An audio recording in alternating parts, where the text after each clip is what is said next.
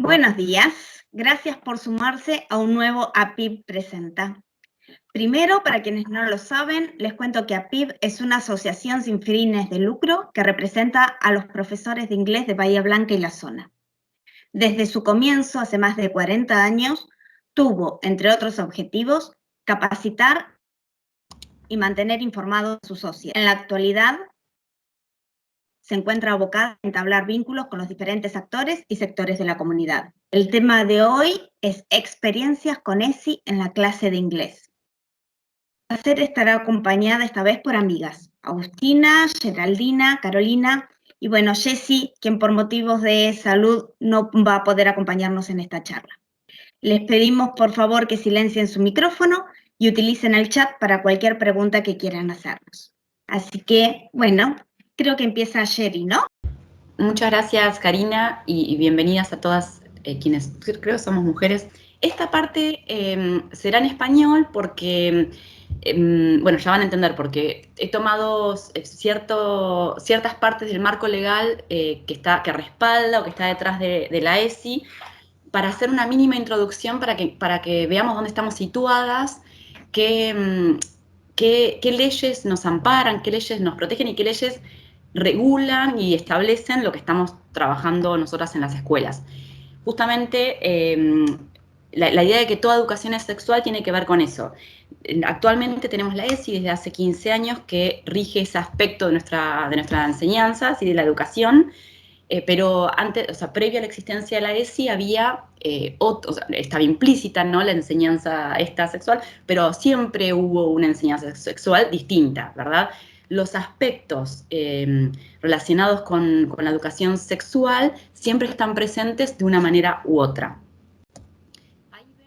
El planteo a partir de la ESI sería cómo abordar las temáticas desde la materia inglés, ¿no?, y cómo pensar a los sujetos de la ESI. Esos serían dos planteos posibles para realizarnos como profesoras de inglés. Okay, so my part will be part in English and part in Spanish because some of the things that we teach are, of course, most of the things we teach are in English, but as Sherry said, the marco legal, reglamentaciones, diseño curricular, everything is in Spanish. I'm going to focus on comprehensive sexuality education in primary classrooms in Bahía Blanca. I added in Bahía Blanca because that's where I work and where my experiences have taken place. This is the main web page where you can find most information about comprehensive sexuality education for the whole country. And one of the main tenets at the very forefront of the web page is this that we have here in Spanish. La ESI es un espacio sistemático de enseñanza y aprendizaje que promueve saberes y habilidades para la toma de decisiones conscientes en relación con el cuidado del propio cuerpo, las relaciones interpersonales, el ejercicio de la sexualidad y los derechos de niñas, niños y adolescentes. Se trata de una propuesta pedagógica que responde a las etapas del desarrollo de las y los estudiantes y forma parte del proyecto educativo de la escuela. So as we can see here, some people are sort of afraid of tapping into the topics of comprehensive sexuality education, especially with younger kids in primary or pre-primary or first years of secondary schools. But we shouldn't, because have a look at what it's saying here. Promueve saberes y habilidades para la toma de decisiones conscientes en relación con el cuidado del cuerpo. This is not just talking about the reproductive system or, I don't know, some people have these very weird ideas about the things that we deal with when tampering on comprehensive sexuality education, and it's something quite basic if you have to think of it. So some of the objectives of the program is to incorporar la educación sexual integral dentro de propuestas educativas orientadas a la formación armónica, equilibrada y permanente de las personas, procurar la igualdad de trato y oportunidades para mujeres y varones, bueno, y ya la ESI nos está quedando un poco, entre comillas, chica en cuestiones que seguramente Geraldina va a tocar con mayor profundidad, porque no es solo para mujeres y varones, es para personas trans, no binarias. Pero bueno, claramente no se trata exclusivamente del enfoque biologicista, de solamente el cuidado del cuerpo, sino que hay un montón de cuestiones que podemos tratar y que en el aula, de hecho, como dijo Geraldina, las tratamos, ¿sí? Son temas que directa o indirectamente aparecen. Explicitly or implicitly, comprehensive sexuality education issues are intertwined in our practices. So we may believe at times that, well, I'm not going to mention this or that because I don't want to have trouble with parents, but actually, if we are not addressing certain issues, we are in a way addressing them in a way. Sorry for the repetition. What I mean is this: if I don't want to mention the fact that, I don't know, there is a transgender person at school and I hear children talking about it and we don't address the issue, we may believe, well, I'm not messing with this, but actually we are sending a message. We are sending the message that there is something not to be mentioned about this issue, right?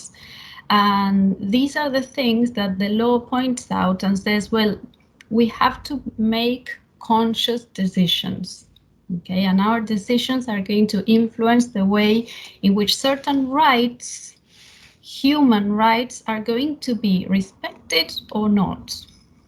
So let's deconstruct. When teaching or planning our classes, the first ideas and practices that come into our minds are usually connected to our own school biographies. How many times do we find ourselves thinking, well, I learned this way and it wasn't that bad, was it? And well, probably for some things it wasn't that bad, but for some others it was. So it is our obligation to question certain notions that we somehow inherited and start thinking in which way we want to tackle, address, or things. Sorry, I got quite distracted. So, as I was saying, it is our obligation to question certain preconceived notions, for instance, the way in which we group students in the classroom. We tend to separate kids according to gender, and that's something that, apart from being outdated, it's kind of wrong.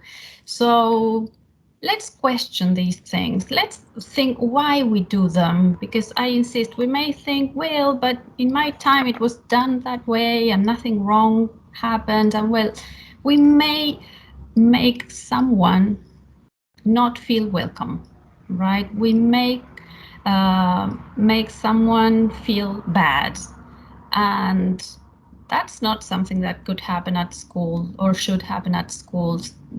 Our students should feel safe, protected, and it's time to start thinking why we do things in this way or another. How many times do you say, well, let's have the girls write the poster because girls have a nicer handwriting? That's totally sexist, isn't it?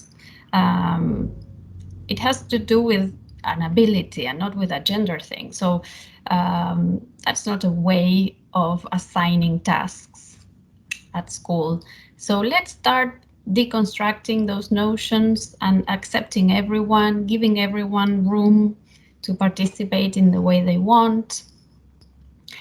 And what I have done here is copied. As you can see, I purposefully left the format because this is the curriculum design for Provincia de Buenos Aires, cuarto grado inglés. These are the contexts. And here we have lenguas e identidades, mi escuela, mis amigos, mi familia y hogar, mi mascota, mi día a día. Those are the contexts, you see?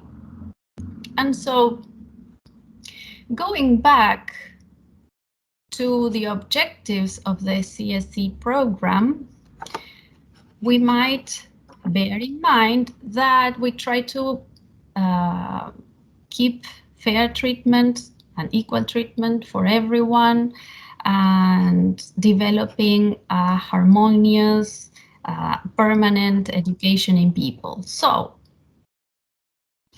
bearing that in mind and bearing the context with which we have to work in mind, what I've done is basically taken the main topics, okay, and seeing how we may present this in primary school. You may be thinking, well, but I use a book, the pictures are already there. One of the very few things that we can profit from, or we could profit from the pandemic, is the availability of technology, the readiness of everything through the phone, the computer. And so I don't think it's a bad idea to bring other images, other pictures, different from the ones available just at the book or just at the poster I was given at the beginning of the year, and including other images that don't usually appear in these mainstream materials. For example, disabled students in the classroom. Okay, how often do we see a picture like this when talking about school? Not very, right? Unfortunately, because these are all our students, okay? Friends, how many times do we come across the issue of, señor, ¿es nene o es nena? ¿Qué le pongo? He or she? Well, this is a super interesting question that we may profit from and start talking about gender neutral pronouns, both in English and Spanish. How would you call that person in Spanish? Why would you do so? Wouldn't it be very interesting to ask that person how they want to be called and things like that? When dealing with family, this tends to be a very sensitive issue, and you may be thinking, well, I don't want to offend anyone, and if some people are very religious, they may think that certain things are wrong. Well, this is a picture from a very popular series available everywhere, and in Argentina we have a law which is la Ley de Matrimonio Igualitario, and whether we like it or not, or we think it's right or wrong, we are representatives of a national state that allows for this. So we shouldn't feel anyone uncomfortable if they had to explain that their family is composed of 2 moms, 2 dads, a mixed family, I don't know, siblings with different surnames. This is my family and it should be respected as such, right? It's my right that the rest of the people respect my family. When we talk about routines, okay, we usually present the routine of a businessman, white, blonde businessman. Okay, let's focus on the routines of other people. And this seems to be quite simple, easy to do, and we may tell when people ask us, well, ¿estás trabajando con ESI? Sí, sí, mira, estoy usando estas imágenes cuando presento los temas, because it's not necessary to have a special project on comprehensive sexuality education. I believe it's integrated in our teaching, and so it should be everywhere. It actually is. But then we come across something like this, the solar system, and we are like, oh my God, how do I talk about comprehensive sexuality education when explaining the solar system? Well, apart from learning about the planets, distances, numbers, figures, comparing size, and the things we usually do with the solar system, why not introduce some fun facts about women at space exploration? And here you have some links with very interesting information about, I don't know, the first one is about INVAP in Argentina, which is a company that specializes in space, mainly in satellites. And there are lots of women in charge. And actually the interview is from a woman to another woman. women at the helm in the NASA. This picture has been taken from this webpage from India Times. Women who have made history regarding space exploration, right? So you see that there's always a window, an opportunity to bring these topics forth and give children a different perspective. Okay, not present the astronaut usually as a man, as we usually do, right? Show them that everyone has the chance. I fervently believe in this. CSC practices all year round, making room for all the voices in the classroom, even those that sound different and may cause disruption, because I present this in a very sort of linear, clear way, but many a times we feel this, I don't know, itch that, oh, I don't know, should I talk about this? Or should I allow a student to say that he is against matrimonio igualitario? Well, we should listen to everyone's voice, but we have to bear in mind that certain rights have to be respected. Not certain, all the rights have to be respected. And so we should encourage critical thinking, create an environment where nobody feels left aside, isolated, or misunderstood. And this is the way I work with comprehensive sexuality education in primary. I'm really sorry if you were expecting, I don't know, a canned project where we talk about comprehensive sexuality education, but I strongly, as I said before, I strongly believe that this is a practice that is intertwined in our everyday practices. So it would be sort of against what I'm saying if I presented something already done, finished, and something that worked for me in my classroom. Everyone should have an opportunity to explore what works for them in their own classrooms, right? So that would be all about me. Thank you very much for listening. La idea de lo que había pensado para hoy tenía que ver con eso, con proveerles un marco para que se sientan seguras y avaladas por la legislación existente, que no solo es a nivel nacional, sino que es a nivel americano e internacional. Esto tiene que ver con convenciones, con acuerdos, pactos que se firman, que los estados firman, y que tienen que ver justamente con garantizar los derechos de todas las personas. Cada vez vamos ampliando esas garantías y vamos ampliando esos derechos, justamente. Entonces, lo que les había... sí, se ve perfecto, gracias, Agus. Lo que les había planteado al comienzo era que hay unas preguntas para hacernos respecto de la ESI, es cómo abordamos las temáticas, que justamente Agustina dio el clavo en esto, porque no tiene que ver con pensar un proyecto específico de ESI o abordar la temática exclusivamente de ESI, sino pensar cómo abordamos todas las temáticas atravesadas por la ESI, ¿no? Y también tenemos que pensar que no solamente lo que hacemos como profes, sino cómo nos relacionamos con esos sujetos a los que dirigimos nuestra enseñanza, ¿no?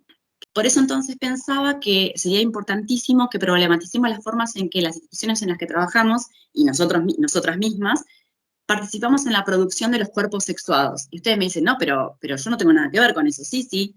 Nosotras con nuestro accionar, con nuestras interacciones, nuestros diálogos, nuestras posturas, nuestros gestos, estamos produciendo los cuerpos sexuados de nuestros estudiantes, nuestros y nuestras estudiantes.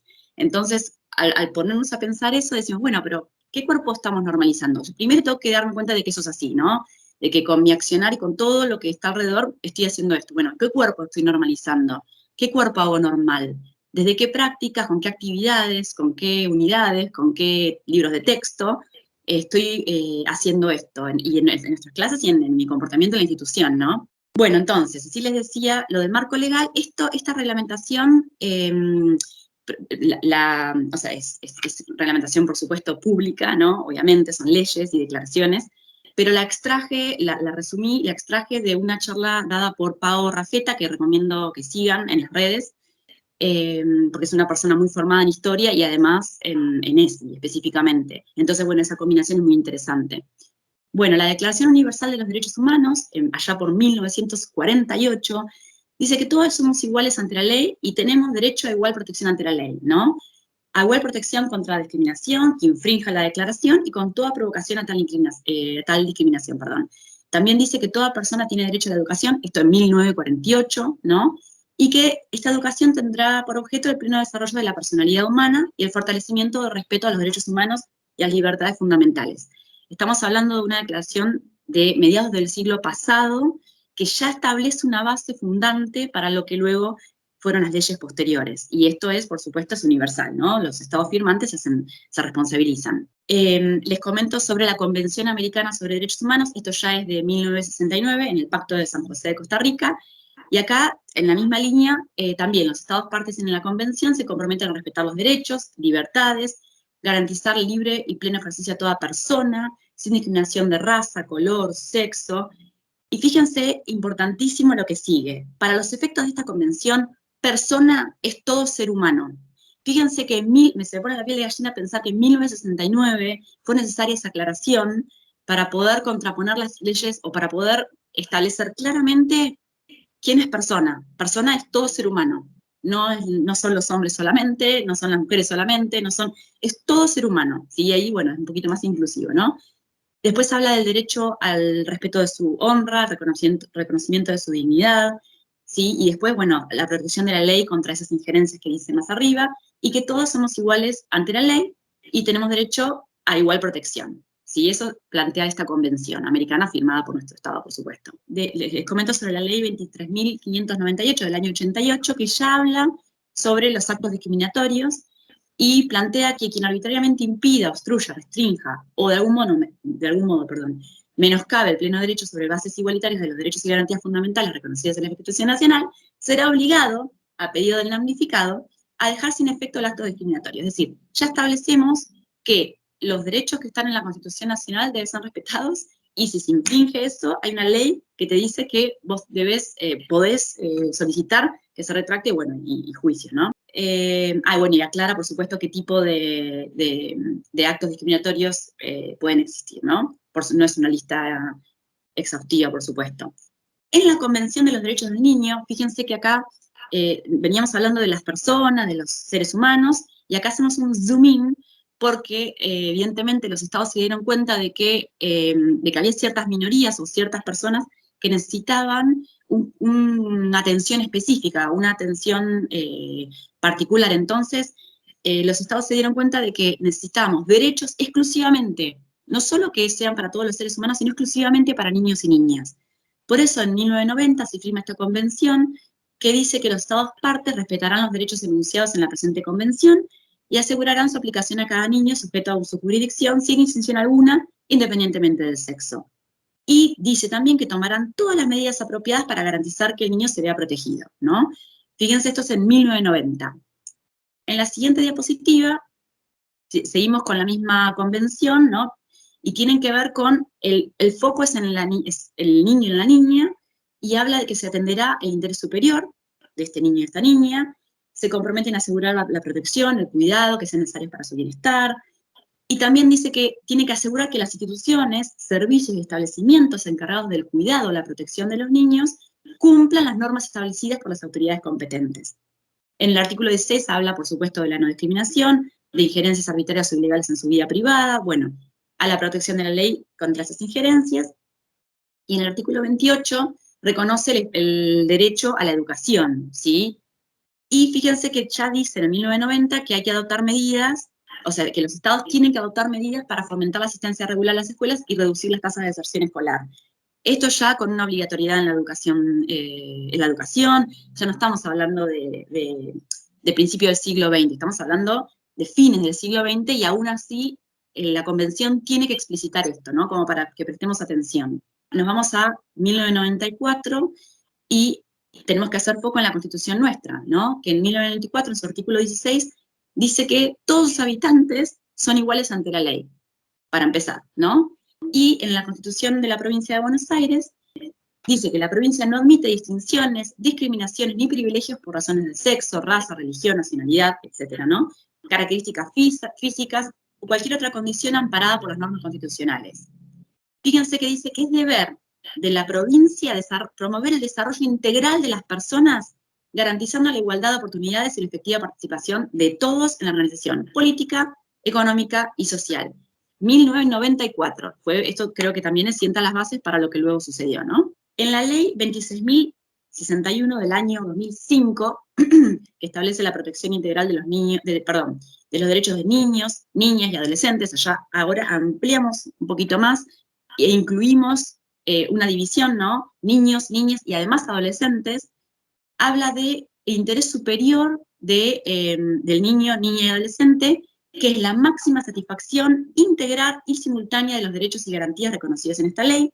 Es un sujeto de derecho, lo reconoce como tal, ya lo sabíamos, pero ahora lo aclara, dice niños, niñas y adolescentes son sujetos de derechos, tienen derecho a ser oídos y que su opinión sea tenida en cuenta.